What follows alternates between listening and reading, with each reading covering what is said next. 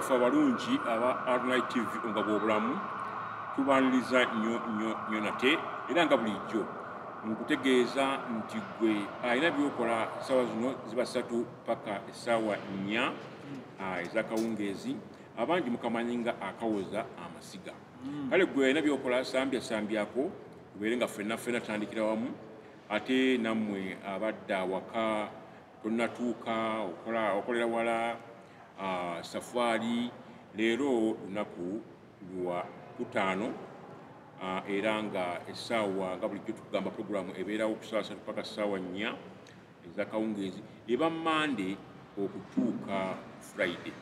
Kale tubaniriza nnyo nate abalabi baffe abalungi twesiime nnyo okubeera nga mulaba telefayina yaffe eno ate ne mubeera nga mujagala nnyo. Bakasante essaawa yonna tuba tuwala ku kiri kimubuuza era nga mwebale kubeera nga mufaayo nnyo okwongera okutuzaamu amaanyi okuwabula okulungi bwe kutyo ate n'okutuwa amagezi n'okutuya biki bye mwagala.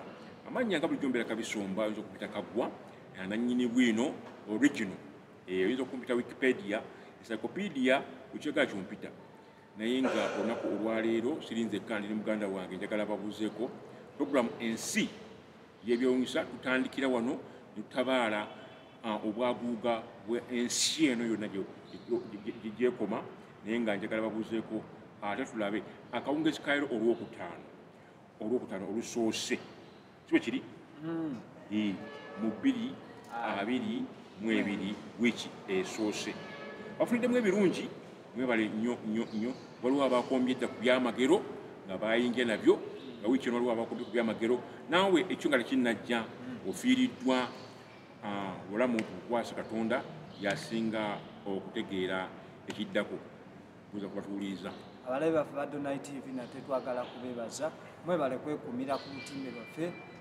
puroguramu ensi n'ebyewuunyisa egguse bumale ate essaawa 3 ez'ekiro okutuuka ssaawa 4 kakati twagala kugamba nti weebale kyokola kwe kwekumira ku mukutu amanya n'eddoboozi Okoloto Paulo omuweereza wano ku RNI TV omugabo w'obulamu mukuluka akawungeezi kuva ku makya tumbadde sikunabakulabako ennaku zino embeera simbi emira ekisinga obungi embeera teyita kukufuga gwe olina okulaba engeri gy'ojja mu mbeera eyo n'ogikyusa ekigambo ekyoluzimu kibeera nti kikakatikako it is your responsibility to change your surroundings. To be born in a poor family is not a problem, but to die poor is the biggest problem. Yes. Okuzaalibwa abazadde abankuseere amaka amaavu si kizibu naye ekizibu kyogwa okuzaalibwa mu maka amankuseere n'ofa ng'oli mwavu wali akanyamberege eyo mpitiddeyo lwaki twagala okuzzaamu abantu amaanyi agakola ako nkaweereza abaana bonna bato bange bakulu bange bannyinaze abali mu diaspora abagenda bakayita kamwanyi abagenda okuhavestinga kolono kofi waffe gwe baatwala baali bamututwalako dda abasajja andi kaakati abasajja bonna abakyeruppe development Africa yacontributinga almost 70% ku nkulaakulana z'ensi ezo nakugamba during colonial period bijja kuddamu tugirevisiting the most of the natural resources that led to the development of their countries were siphoned baabisima baabiyonka baabinyuunyunta kigambo ekituufu enseke baziteeka mu from Africa kati abaana bagamba let us go back to their countries and get our bills kati abo ne bagenda mu kyeyo nkita indirect slavery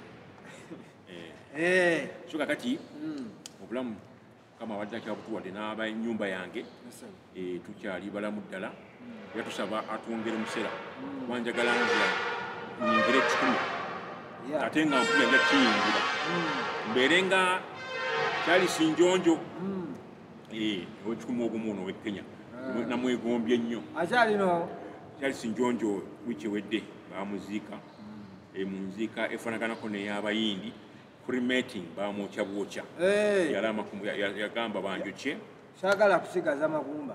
Tebate bikyalina mugaso byonna. Oba once you are dead, you are dead. Yeah. You die once. Nakakugambye gwe etuyita universal law of life. Yes. 1 + 1 = 1.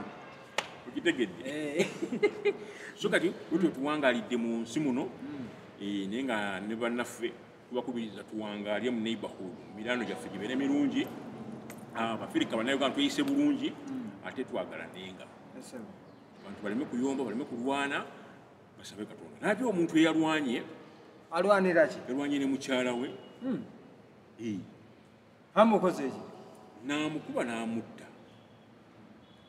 Balisayidizeeyo mu Western ennaku zino kiki ekyagwayo nabe ku ngeri eyo Kasese balwana ne mu mambuka nabadde ntunulira research Northern Uganda nabo domestic violence rate of domestic violence eri very high ne mu East naye nga nawano mugundi mu Central era domestic violence eri high naye nga eri gender based ngolaba basajja be batulugunya abakyala ekintu ekyo kyetaaga nakyo ndoza mu maaso eyo tujja kukolayo program tutunulire ku butabanguko mu maka causes of domestic violence tuzirabe mu bungi bwazo tumanye biki kuba olunaku lwajjo nabadde nga nkolako research nga mpitako mu bitundu ebyenjawulo nagenza okutunula naye nozoyinza okukiraba mu seeta business bwe zibaamu 100 ogenda okukyetegereza nga bizinesi nga z'abakyala era gy'abakazi naye omanyi kwe kiva sibitegeera ekintu ekyo mbadde nkinoonyezaako ebbanga okimanyi nti abasajja abasinga obungi they are no longer responsible obuvunaanyizibwa bubusudde eri bamadaamu bwe oba oli wa buvunaanyizibwa omusajja alaba atonai tv nga gw'obulamu weesuneko ng'oli majority of men are idle and disorderly era abamu kati batandika okufumbirwa abamu yes nate yo gurupu etafumbiddwa yo nga yafiira ddala nfa ki gyogamba enfa gye baafa ebirowoozo byafa ebirowoozo bwe bifa n'aba balinaanye ne bifa bwolaba bw'oba okola emirimu gyo osanga omuntu ng'atudde kaduuka aguze akazi ak'ekikumi naye ng'aliwo just kwogera kulaba ogundi haleera atunze mmeka bambega b'amaduuka abala ayingira mmeka abakazi omukyala n'ayitawo nga anyeenya ne bamutunuulira abantu bonna nga bwebatunuulidde ne bayitawo omulala ne batunula abo bamukubako emboozi ow'emmotoka n'ayitawo yebbeira nga eyo yagundi abasibe batubyako ife abambala essaati ezifaanagana abagula eddaziiro otakyusa ngoye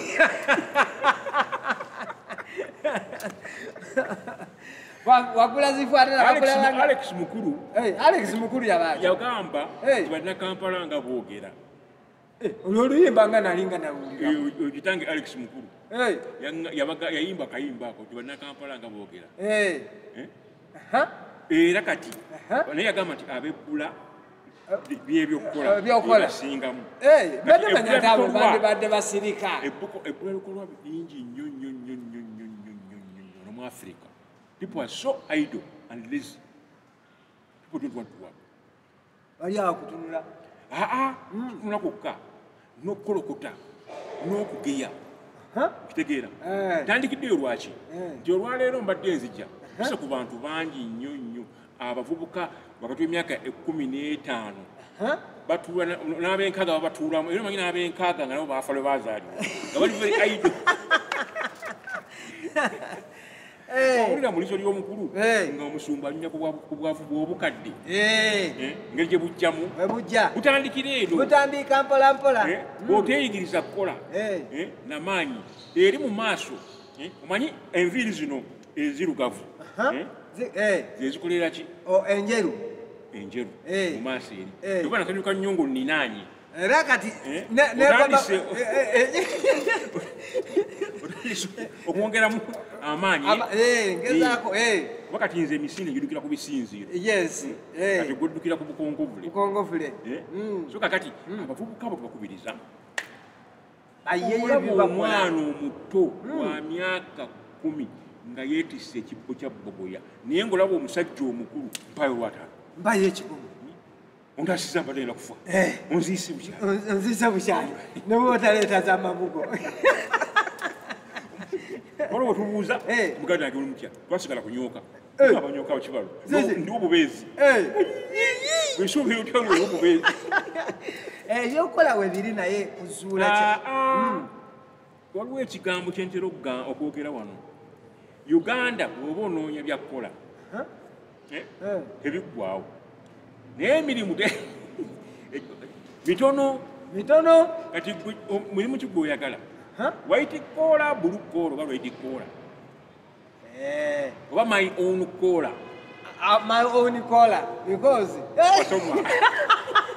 wasoma white collar eriko competition kati nze kyoyogedde kyekyo nange njagala kati my own collar yes oba self made nogunjawo omulimu kama nakuwa obugabirizi notandika ogundazibwo tunda omajigo mpolampola amazzi mpolampola ajja wali eri ku dduuka bakuwoga atambuze ku street bagenda kugula oveewo n'enkumi bbiri okuswala ate batya okuswala abafirika batya okuswala ate twalina balina ebyatuyingira tubimanyi abamu bagenda ne bagamba ffe tuli baki tuli balangira ffe tuli baana baami kati omwana oli eyava gye yava amanye ennaku ye ate omulala abagamba ffe tuzaalibwa muno tukola ebyo abaana bairi bajapati bali kanda fast muzirya nagula piki nakuba engatto nbasiba ebikalu agamba musajja atandikawo mpolampola batunda ettaka libasikidde n'oligula nebiggwawo bagule ebimotoka ebireekaana bafuna bya akisidenti batamiira bakole fujjo webasaanawo waliwo abatunda batoga kigambo ekyo kya SILLY kakizo kikuvuma mukulu kaga tutumira ku mikwano gyaffe abatulaba ibaweereze njagala kutumira ku mikwano zaffe abali mu ggwanga Uganda okutwaliza wano district Mukono Kampala Busia boda ku boda Eregu mwebale emirimu gye mukolako tuguse mu program ensi n'ebyewunyisa weekumire ku mukutu tuli ku social media z'enjawulo platform ez'enjawulo osobola otusanga ku YouTube w'ogendayo wandikamu Adonai TV Center ojja kubanga otukukako bulungi ate naawe ali ku Facebook ye wandikamu Adonai TV Center ate tusukukwanguliriza Adonai TV ekwanguyiriza ogenda mu Google Play no wandikamu Adonai Media Connect ojja kubanga owegatta bulungi ku Adonai TV ate gwaguse ku mukutu gwaffe making sure nti o subscribinga o likinga ate nga osharinga n'emikwano gyo basobole okuwulira puroguramu ennungi eziri ku Adonai TV mukulu kagwa abantu babulire puroguramu eziriko puroguramu zo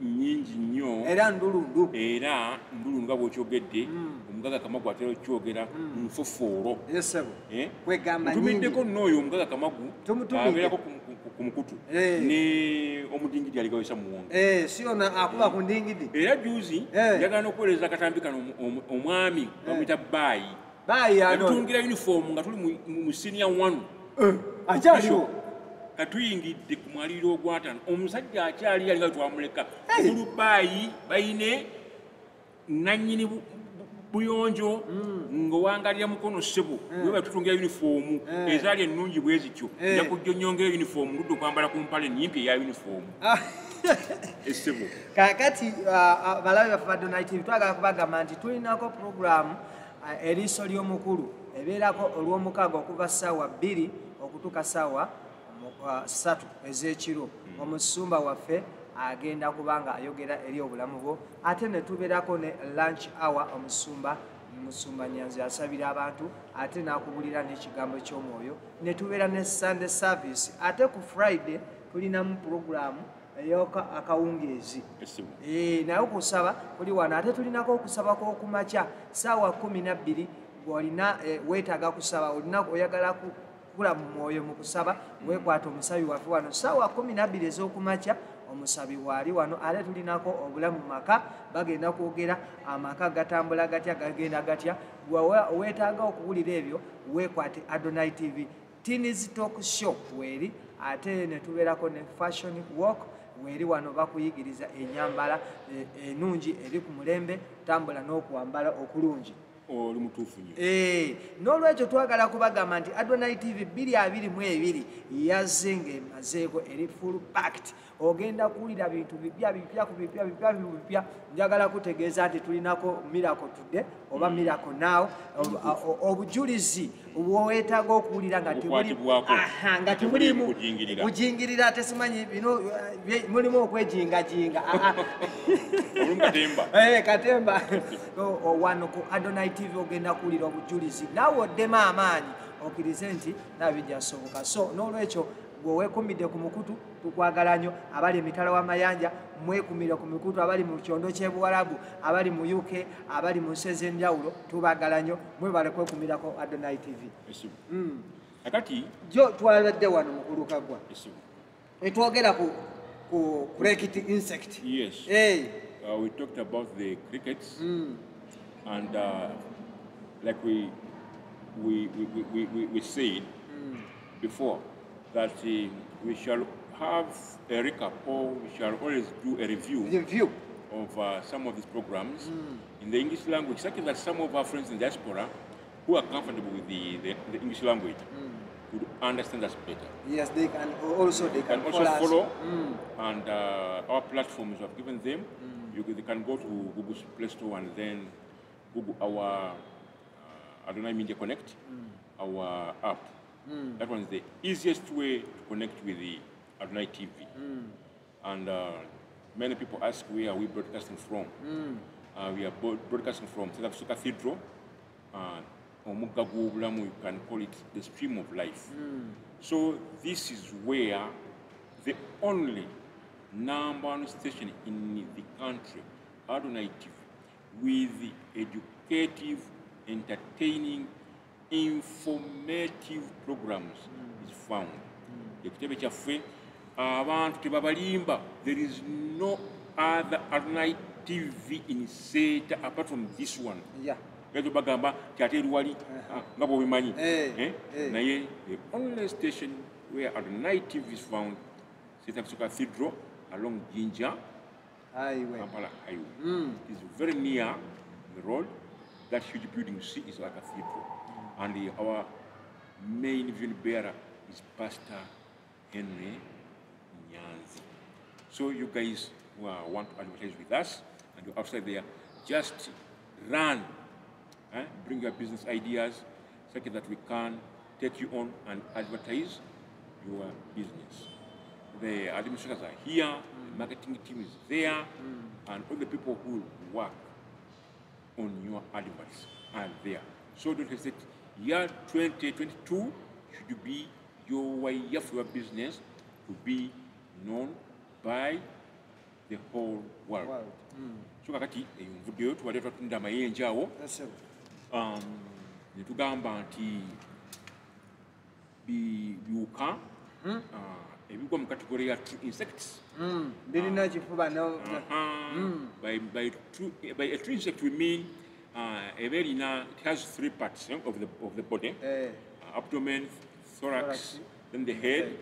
Then we have compound eyes, feelers, antenna, legs, 3 pairs. Then we have a spiral voice, maybe scissor. Kantu wako. It's like abdomen. This insect yagwamu ngegwiridde mu mutwe eno egwiridde mu lubuto.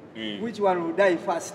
Kati awali nga akanyamberege. Kati ebibuuzo ebyo musumba waffe n'abakadde b'ekkanisa n'abalala bonna abaatula wansi ne bagunjaawo Adonai TV omugga gw'obulamu bakola ekigambo ekitasangika.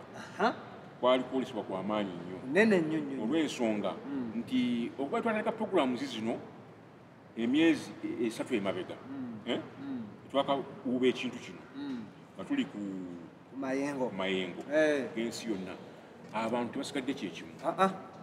Buli lunaku wabeerawo ayiga mu nsi y'omwoyo, wabeerawo asumululwa, wabeerawo eyeegatta n'okumanya, wabeerawo ayiga fashion ng'alaba fashion show ya Tina, wabeerawo omutiini abaako byayiga ng'alaba show y'abatiini eya mukyala Karo, wabeerawo ate ayiga eby'omu maka ne maama Kaggwa ne maama Nakazi ne mwami Kasaafi ate mmera kudde wabeerawo atunulira nga alina ekizibu kyekimu naye nga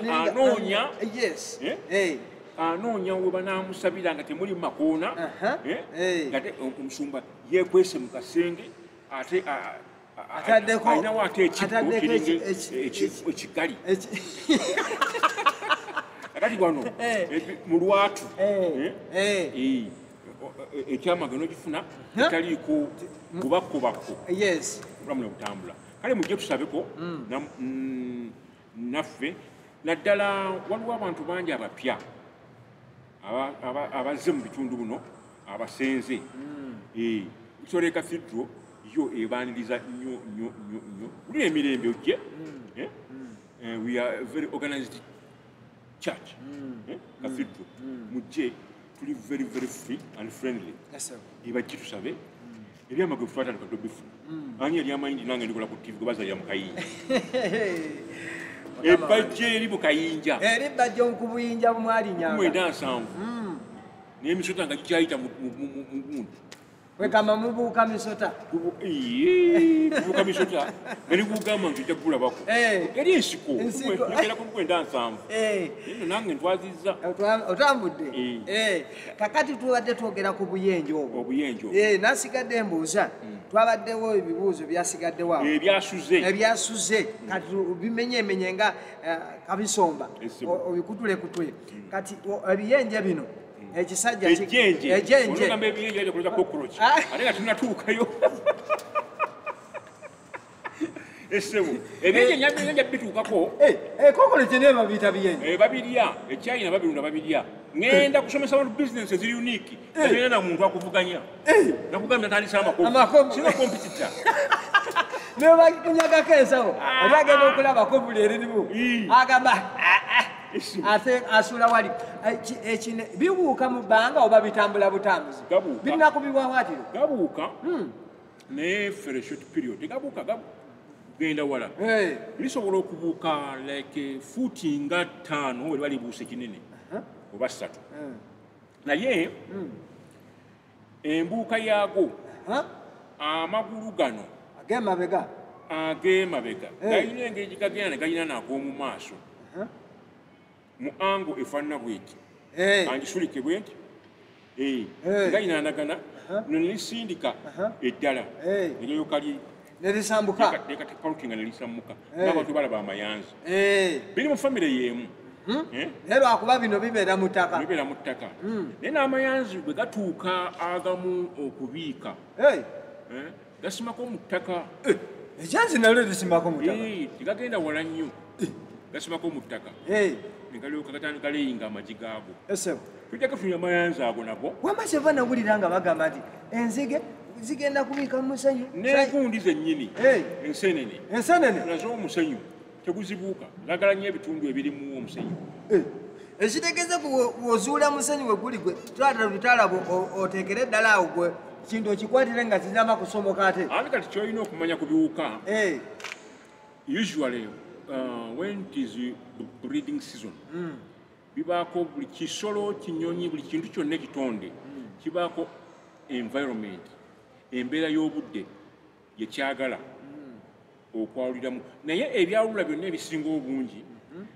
nga naffe abantu twetaddemu bamaama baffe bakyala baffe abeetikka abaana baffe kati waliwo a certain temperature in this world facilitating growth and development of living organisms kitegeera kati na bino byagala nnyo awali akabugumu nga si kangi n'obunyogovu nga si bungi kyova olaba oba oyagala bigoba mu nnyumba woddira lemon enniimu eyo n'ogikamula n'ogiteeka mu bbaafu oba mu kapeiro n'ogenda ng'ogimansa akawoowo ako kagoba amayenje by the way n'ebiwuka bingi mu nnyumba because it is antibacterial kasimeera ako kagoba n'okutta ebiwuka kati amayenje tegaagala biwunya bwe bityo. Infact njagala okuyamba ku bantu oluusi abafuna ekizibu ky'okudisinfectinga toilets. One of the herbal remedies osobola okukozesa osobola okukozesa garlic. Garlic naye mukako. Garlic naye ali antifungal. Atta obuuka obusirikitu. Obusirikitu omukonyekonye osobola omukoonakona n'omuteeka mu bbaafu oyinza okufuna bubalubuzi nga 5 n'obuleka eddakiika 10 ne busookinga n'okenenula bulungi n'ojjamu the other parts n'obeera nga osobola omuyiwa mu toilet ne bwebeera nga is a latrine asobola okudisinfectinga. Those are called organic natural disinfectants. Kati ffe wano ku research ku tebo yaffe ku emise byewunyisa tugende twongeramu kyenakugambye kiri titwongeddemu akamodi. Twongeddemu kwegamba lungu tugende ajia tulina bagamba ababeera mu magye bagamba kata mukanda sibo omusipi gunywere wali ku front kati nga bali abaana balenzi abali eri Kongo okusiba ne gunywera n'omutwe n'okusiba ne gunywera kati wenyweza kati naffe tunywedde naye tetutamidde bayinza otufuna obubi tugenda kubongeramu ebirungo kubanga bakugamba eri bagenda kugamba mu field bagamba nti bannansi by'ebyewunyisa mwogera ebyewunyisa naye kati ffe abaagala enkulaakulana mutuyambye mutya twagala nabo tubayambe kale tuli ku disinfectant tubawe ku bintu ate ebibagasa ebiri awo nga bikozesa ate nga biri proven okubeera nti bikola kati nzizeeyo kanyenye enkulaako kati bwagala nnyo okuwangaalira ennyumba zammwe abalabe baffe abalungi muzigyemu kakyasiro oba kakikya era ogenda okugjawo buuti kazitanga batandika okubuuka eriyo abantu ng'alina ekisenge lindako olwo engoye zange zinagula edda lwaki sizitereka wano osanga omuntu ng'alina ekisenge nga n'olugoye lwe baamuwa mu myaka gya 5 akyawunyira mu lumu mbagwagalako bujulizi ate eriyo abalala bye basikiranga bya nnono olina kugamba nti nze underpanti gye nnina baŋŋaana okujooza naye sinakukuba enda 7 ngeri ekisenso ebakyali gundi sayansi ebayo sayansi mwere abantu bazirina omanyi ebisinga okuswaza abantu bakisided bagenda okuyoolayoola bakuyodde olina 3 kuliko neyemyaka eringa olulagala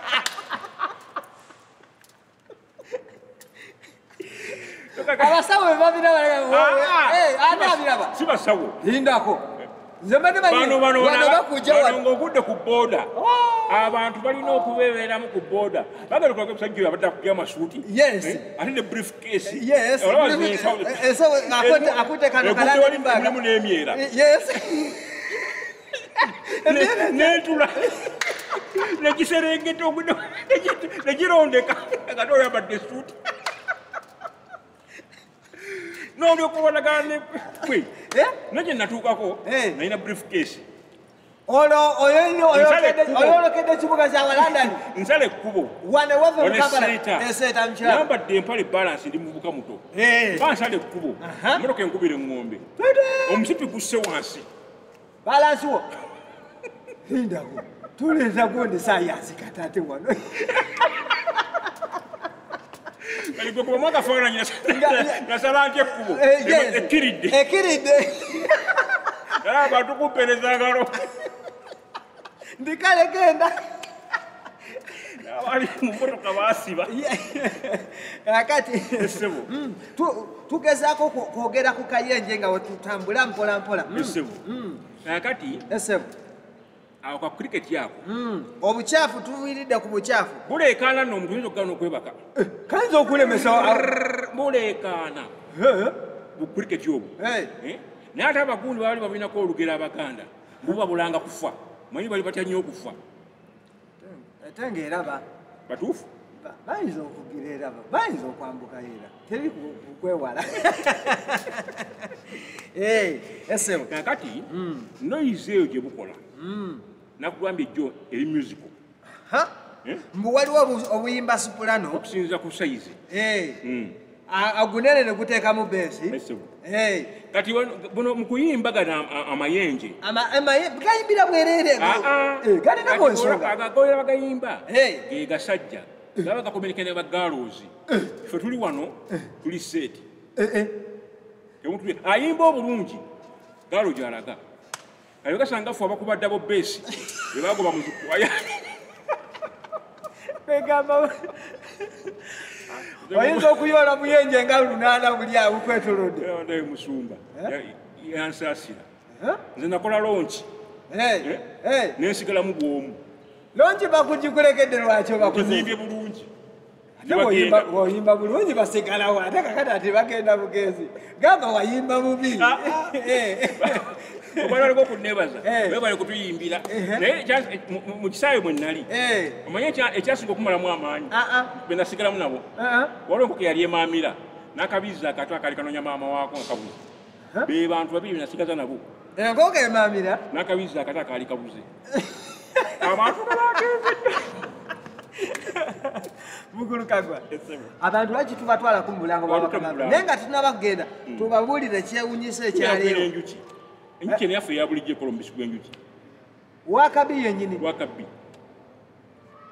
abalabe baffe ba Donai TV tukomawo tugenda kutunulira enjuki omugaso ogukiriko obadde onywa bunywi mubisi oguvaawa weekola gutya weekumire ku mukutu tukomawo mangu nnyo katugendeko wakitunze egomba tukomewo Donai TV omugga gw'obulamu.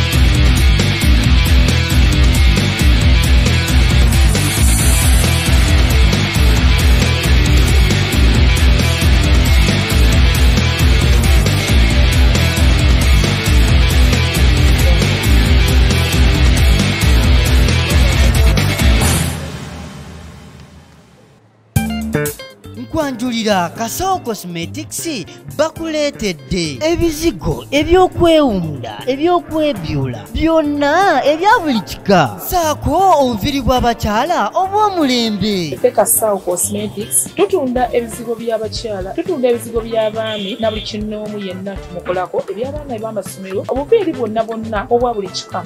Twalese ebintu pulesi yaffe ennungi, tutunda buli kinnoomu mwakamu n'abasuubuzi bonna nammwe tubakwasa bulungi. Basangibwe Seeta ku Bukeerere Namugongo Road. Okumanya ebisingawo kuba ku simu zino wammanga noti 753 828 833 oba noti 759 646 18 beba Kasawo Cosmetics Seeta. Nyabo nanyini duka mpaka sherao kako sebo sigamba obwo obuveera mpaka lya kasherako mu kacupa kakano saako njagala kali akakolebwa aba Divine DE nga bulijjo bulimu enjawulo kano ke kashira kennyini Divine DE Divine kashira kalungi kawomo kakolebwa aba Divine Beverages Limited kongera amabeere mu bakyala abayunsa tulumwanjala ng'okanywedde kalimu proteins ate nga kongera amazzi mu mubiri kapakingibwa bulungi mu kacupa akaliko siro ya white omuli ekigambo Divine akeetaaze kasange mu supermarkets n'amaduuka gonna okwetoloola eggwanga ate gwayagala okusuubula kuba ku simu ezo wammanga Divine DE.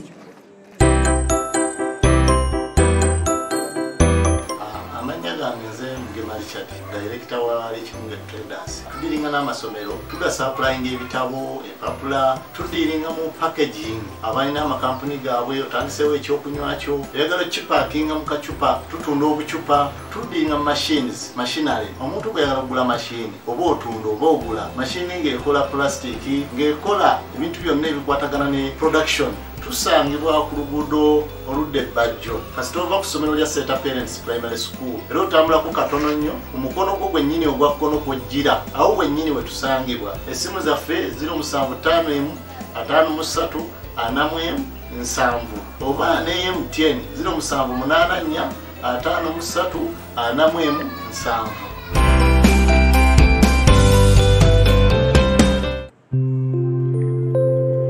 Adonai TV omugga gw'obulamu.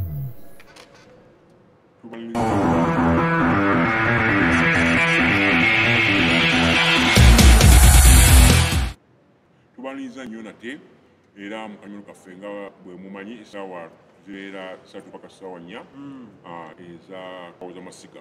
Tubaniriza nate mu kanyolo kaffe kali kennyininyini aka ebyewunyisa byaffe ebena kubaira olwokutaano tufundikira mpozi wiiki tugenda mu weekend.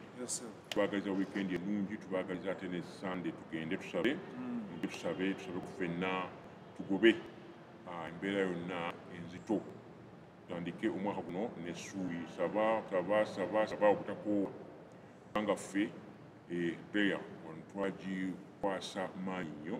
Tugenda mpozi okutunulira ekiwuka ekitibwa enjuki. Enjuki ate nayo eriko ebyewunyisa. Enjuki nayo eriko ebyewunyisa bingi nnyo nga tusobola kumala mu lunaku lumu nga tujja kubitunulira process by process. Kati enjuki abatagimanyi simanyi bemugiyita mu sayidi eyo gye muwangaalira naye ffe wano mu Buganda bagiyita enjuki. Mu lulimi oluzungu they are called bees.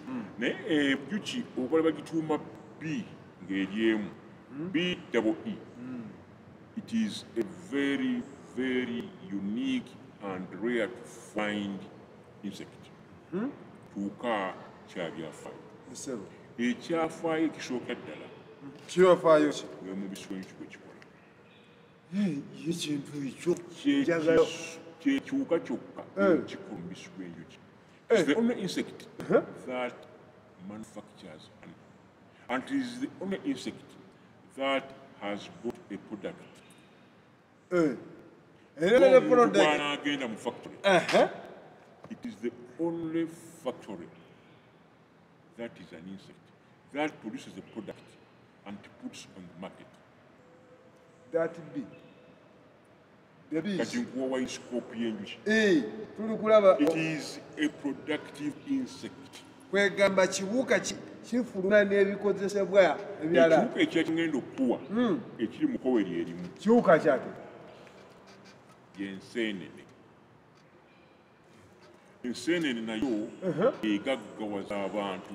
It is a productive insect. Eri abantu ng'obugagga bwabwe babudde mu nseenene era namuno bafidu tubalina. Ekirala ndi ku migaso. Tuli ku migaso. Kati eriyo enkuyege. Enkuyege nakyo ng'ogamba nti okujjako okuzimba ebisano okutwonoonera ebintu mu nnyumba. Enkuyege abakwata enswa bazitunda. Ate ettaka ly'ekiswa balikuba mu bulooka. Ate ettaka ly'ekiswa lirimu ekirungo kya iron. Ente zirikomba nga gali kirungo kya iron.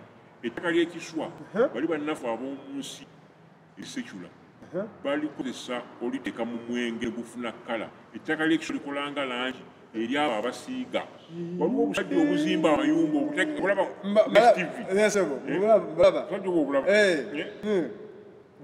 busiigisa ki? Bukozesa nekya okusiiga akayumba ne kanyirira. Buli nnaku za Kulisimasi ne baddamu ne bakadaabulula. Kati tulaga ebyewunyisa ebiri ku njuki n'ebiwuka ebirala.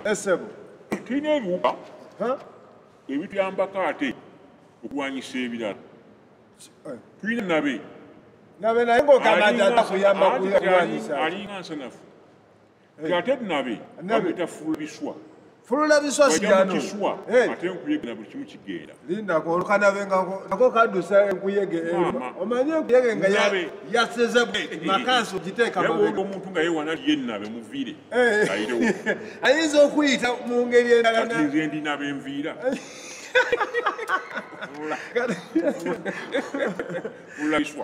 Kati tunuulira enjuki. Enjuki zimu ebika. Sokolinde nabakola mulimu ki otuyamba ffe.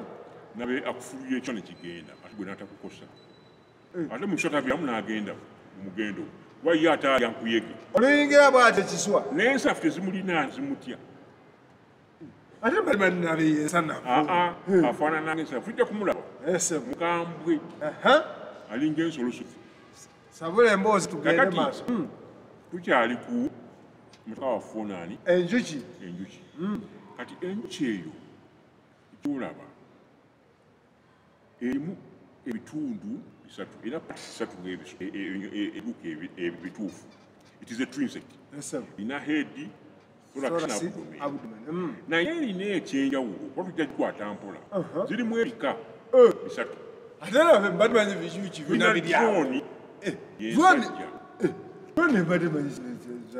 tujja kugirukako drone eyo lwaki bagiyita drone era obwongo bwe baali babukola batunuulira namunkanga waliwo ekyuka kye batunuulira nga bakola helicopter enyonyi eziyita mu bbanga drone ayige bagiyita ku drone this drone b kakati tulina drone eyo nsajja zibeera mu kiyumba kimu kakati tulinamu wakabizi wakasi ono mukozi ezosinga okulaba nga zizunga ku bimuli nembadde manyi enjuki gyonna zeeyo lalumu nezijja nezizunga ate waliwo endala ezibeerayo insects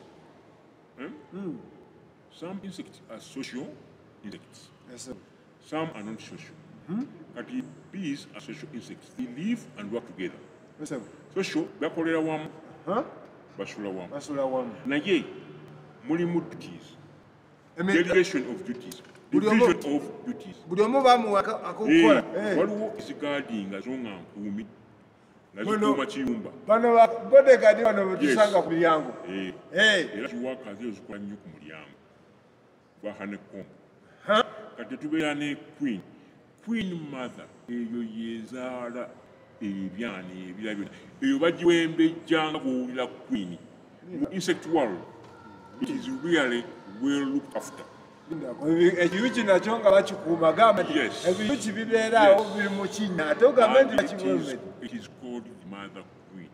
esobola okuzaala ekiyuki ako kunyagonyagabeera omuzaala era eyina taito eyo era zitwa respect nnyo bagiyisa buliisa lindako ate erya kutula kita royal jelly royal jelly si bizigo era mwakijja ku njuki kwini sooka tutunule atule ku katebe wali balese ku kamere lyako bamuliisa bani abamuliisa kati waka bees ezezikola ezezikola kuliisa queen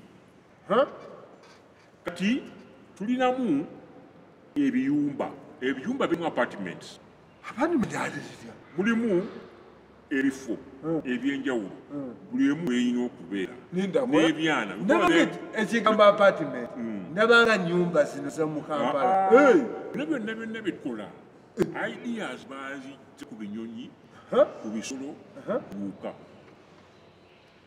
enjuki eyo n'abakola emizinga bagikolanga beegendereza nnyo bamala kuziyiga nozinoonyerezaawo kati enjuki ezimba tuli ku kiyumba zizimba ekiyumba kyazo naye kikola nga kirungi nnyo nti zitekamu amasa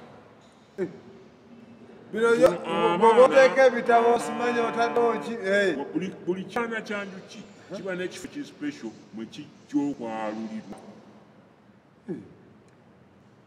bagibiika amagi gabeeraawo are very calculative and mathematical insects zasoma okubala ndaba masi ayingiddemu kakati emuli math okulaba okumanya nti queen ayinza okuyinza okugamba nti buli kongo erimu ebyana 1,000 kumanya nti eddako ebyana 10 zisiiringa eyo siiru abo abaana babaliisa okuva ku makya okukeesa obudde nga bavujjirira buli kalungi konna akali enjuki yonna woogiraba oba mu toilets oba eriwa oba mu rhinos bonna webeegudde eba epiikinga akantu agenda okufuuka akalungi abantu abanywa omubisi gw'enjuki abaguwaana okuwoma singa bamanya gye kuva yindako wano ku program ezina lyewunyisa tukulire gyekuva enjuki zigenda nnyo mu bifo ebirimu ebitungunu oba ebiwoomerera n'ebitungunu ebisinga obungi bibeera bawabi n'ebiwoomerera tatulekesa mubisi atenakabisirakawoma kati genda kugamba ebigambo bino nti omubisi is the only liquid that is a natural juice which has no germs okujjako ng'oli agutabuze oba nagucontaminatinga guli anti bacteria omubisi tosobola gamba nti wagumira okuja ngoli yagutupanzepanze ate ngunywedde nfunyemuwazo era badvisinga abasawo abantu abakuze mu myaka 4 kweyongerayo bakendeeze sukayo muvaako bakozese nakyo ane from the bees nkulaga uniqueness y'enjuki uses an importance ez'enjuki kyobola zezimu kati ku business ezikuteya kati isali competition abantu bulijjo ndaba abantu n'obucupa bali ku mubisi gw'enjuki guno gwe batambuza naye obumu ogwo bagutabika bwe byaffe ebya uganda birimu babifekinga n'okufuna okuya alaali gamba naye akuyamba buyambi akusakikisa kati enjuki eyo tulinamu queen b namu drone ne waka naye mu shape zabukana queen namazi munene drone nayo nene waka buba bungi nnyo naye butono lwaki butono osobole okubeera obungi bukakabya emirimu ebusembayo okulya bulijjo buno obutuluma nga tugenza okukwata enjuki awaka bees drone etebeera drone ey'omulimu gwayo okubeera wali kumpi ne queen kasitazimala okufatalizinga queen nga bazigoba muti zonna zonna nga bazigoba mu mpulume kyekyabantu oluusi kyebalaba kyebata swarming oba swarming of bees swarming siwe guno okukungumulya okutambula movement of bees from one place to another looking for a better hive or looking for a hive or a new place. That is what is called swarming. Kiva mu kigambo swarm, a larger group of bees. Yes. Swarming. Actually, I got to checkako abaana ddala bakola kimu lya science biology. Swarm is SWARM. Swarming. The topic is primary 5. Primary 5? P4. Kati gw'omuzadde alaba native. Twagala okube ekinyonyi. N'amayinja. N'ejjinja limu. N'ejjinja limu. Looking at the topic, it's P5.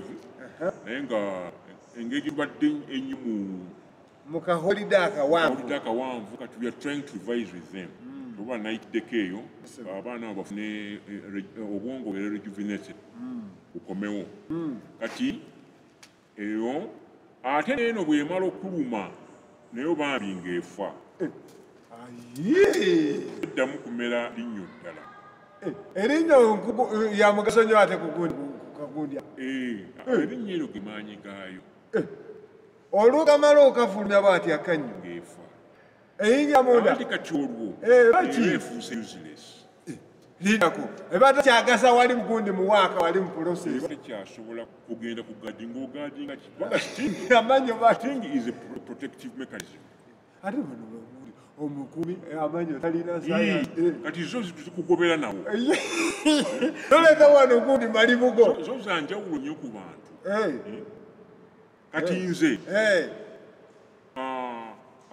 amalibu ttule kati bwe batwaliranga abaddu ze bantwala oba kaiseeko amannyo amaaso amannyo gaali ga mugaso kyati kati amannyo kwe balabiranga oba omuntu ali mu myaka emito batwalanga wakati myaka 14 n'35 obanga bagatanemu amannyo tegaliimu ina meketanga emberenge bisikuiti awo kati gwe takutwala that means you are not attractive to them tujja kubalaba abasajja nga bakola akafuta 18 abyukayo tukalabanga tuli ku bees nekulumye eyefiirawo nayo kati waliwo ekintu kyekitera nnyo okwagala mu bimera bata nectar.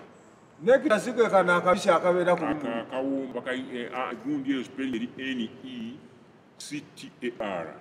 Nectar abamu bakipronouncinga nectar. Nekidependinga ku nsi ijava the neya ya musomesa science w'oluzungu pronunciation. Akati tulina enjuki bwe bifaanana, tubeera n'ekigambo ekirala bakiyita royal jelly, y'emmere queen gy'alya ebanga bizigo naye nga biri kiseera kya honey. Kati hano ono nga bamukola waliwo ali special royal jelly ye gwe bawa maama oyo mother queen ali wali atudde ye gwalya. Kati tubeera n'ekintu ekirala bakiyita propolis. Propolis nakyo kirungo kibeera era mu hane mu kiyumba ky'enjuki. Kati eba liquid naye nga ngumuesitike ntera kukiraba ebiseera ebisinga bw'osanga mbu ti mubikote ate leero timusanze mubisi musangamu bimere ekyolaba ekyo jeri then newabeerawo propolis ye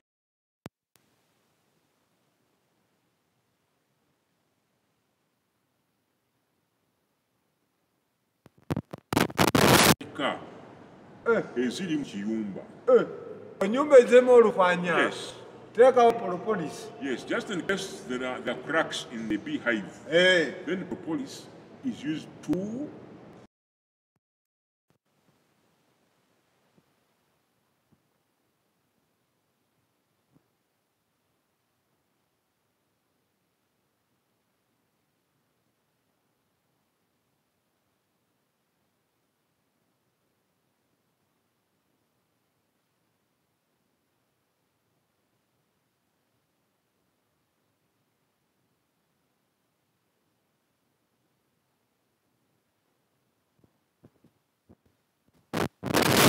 is solitary. But solitary, zo zibeera zokka.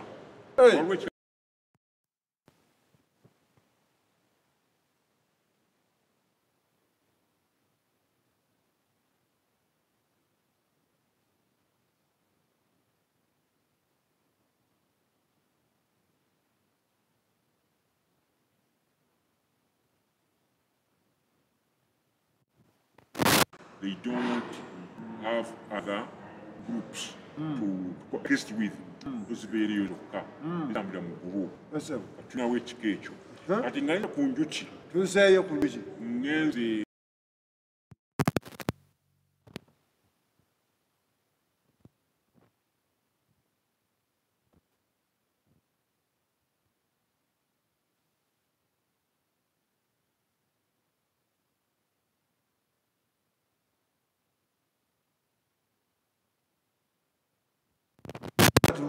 osobola okulaba n'amaaso naye bw'oba amaaso nga ngeri bulungi you can use a microscope or you can use a magnifying lens. Ndaba n'obeera nga okimagnifyinga. Kati amagulu we geemenyeramu wano mu kyoyi wali obusawo obusawo bwegenda n'etula ku kimuli tudde njiraba. Kati amagulu gano gafoldinga ku kimuli.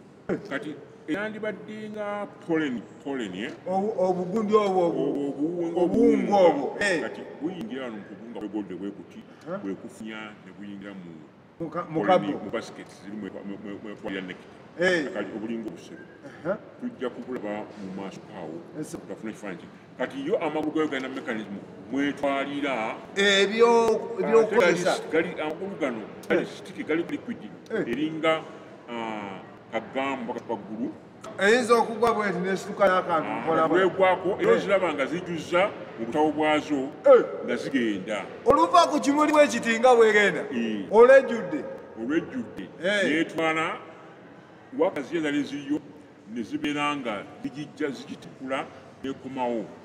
Lindako wabeera eri nga bo tibagenze kukola nti olutuuka bwati nze badde manyi kino olutuuka nga tezino zisigala wano waliwo ezibeera ku ekyo naye the juit ni on schedule zisobola okubeera nga interchanging roles naye nga zitikula zezigenda zirina kyetuyita the bee dance zizina amazina enjuki esooka okulaba awali nekita wa pollen erina eddayo nga ekuba ebiwawaatiro mu ngeri y'okuzina amazina zino bwe zijja bazimanya nti nina wendabye ekirungi ekyakabi omuti guli wali guliko ebimuli biri zigenda zigigoberera etoyo eri waliwo science mu vibration zaki zabiwawaatiro bibeera musical neincreasing revolutions of the wings. Okay, mukuka kwawo nga tukali awo ennyini mbuuza enjuki eno ekimuli ekiba kirabye kumpi n'ekinnya obesolo kirabako eri ewala erina site esobola eraba bulungi no light eri ewala ate zirina ne smell they can detect distance eya meters nga 5 kanyuki ako nga kawunyizaako yes zikozesa zirina iraba because they have compound eyes. And these compound eyes have got electrodes. Munda electrodes. That is, rods zirimu zegatta zezo itetinga light eri ewala zimanya nti wali bengera gundi wali basogola wali asogola wali okulaba nga ziguse kati eyemu esobola okutuuka ebuuka neddayo lindako kozesa magezi kindi nayisa wano waliwo agati science ekibira kiriawo they can locate using their very very high sense of smell. The smelling and they use smell and sight to locate their food. All animals and insects and reptiles katonda yaziwa sense of smell. All insects can smell their food. No, we are just not observant. Senses zaffe zikosa bubi.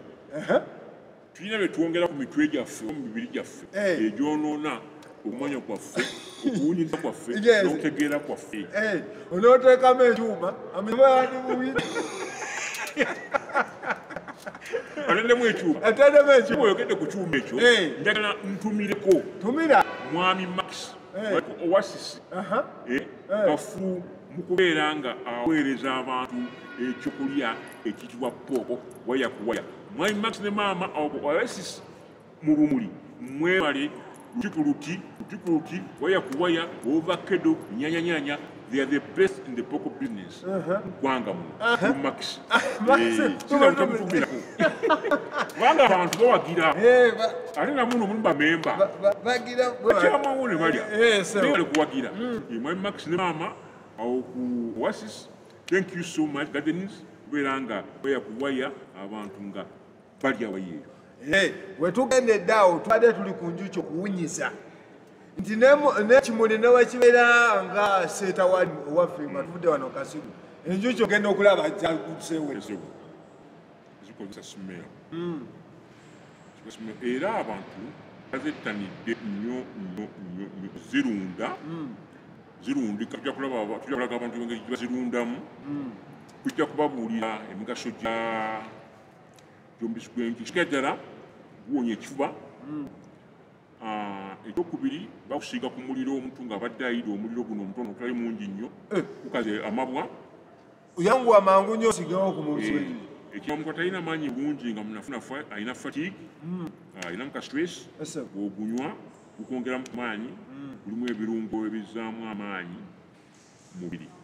Ate ekirala omuntu waba ali diabetic obanga alina pressure bityo bakwadvisinga okubeera ng'ova ku sukaali lwakubanga ate omubisi gw'enjuki guno bagutabulamu ate sukaali ate wa sukaali bw'anaagunywa ayinza okwongera okuba obubi kubanga bagutabikamu ebirungo baguweze mungi wano badekamu nsoobuloddo okusangamu omuntu ajuza gundi bidomolo 3 kumbe mulimu kansukaali gateekamu omolasi ebyaffe obumanyi tebafiira baagala nnyo okukola baagala nnyo profiti ng'ayitiridde kati mpulukagwa ndi wano ku mubisi enjuki eteekawo omubisi gwejje ku kimuli gyaba yiiyo ati kati enjuki ezo bwefuna nekita egufunye nezitwala wali nezigattamu amalusu gaazo olufuna nekita ng'eteeka eno mu nsawo oba eyambuka nawo mukama zozisuubwa ezisuka wali nezitandika okwekongolako ezitandika zo okutetenkanya okuyiiya enjiiya zigenda nga zisutalinga buli buwoomi obwo nga zibugatta paka zifuna obuwoomi bwe zaagala zonna munnange ezinywa nnyo lindako tasobola okugamba nti zinywedde omubisi gwayo gumaesera ggulu baana be banywa kyakulya kyazo olwakufa tuziyiikiriza nti gweteekako manye abaana abakatonda tulina okuyiikiriza nnyo naye kiri kiba kyakulya kya byana byagulira olaba n'amatooke oba muwogo tubirya naye tekiba kikyo mmere ya kimera kiri era abantu bangi tebeebaza tooke nga balitemu ati lyagala n'okubala gambako nti ekyokulya kyo kiri nozuma n'okuba ekitooke kino kirudde wano naba enkote kyateekako pozi bulijjo kabakadde twagala abalabe baffe tubeerekereze enjuki tujja kugyongerako ate wetukomawo wano tugenda kuwulira ebiyumba bya mugaso ki bikola bitya babadde balabe balungi leo tutunuulidde enjuki nga bali kubeerako okuva ku ssaawa 3 etwatandikidde eri nakutugumiikiriza nga temunnaba kwebaka nga mukyali ku telefayina yaffe n'omuga gw'obulamu mbadde Pawulo Roto nange Isaac Kagwa tovaawo ku mukutu tukyakuweereza weeraba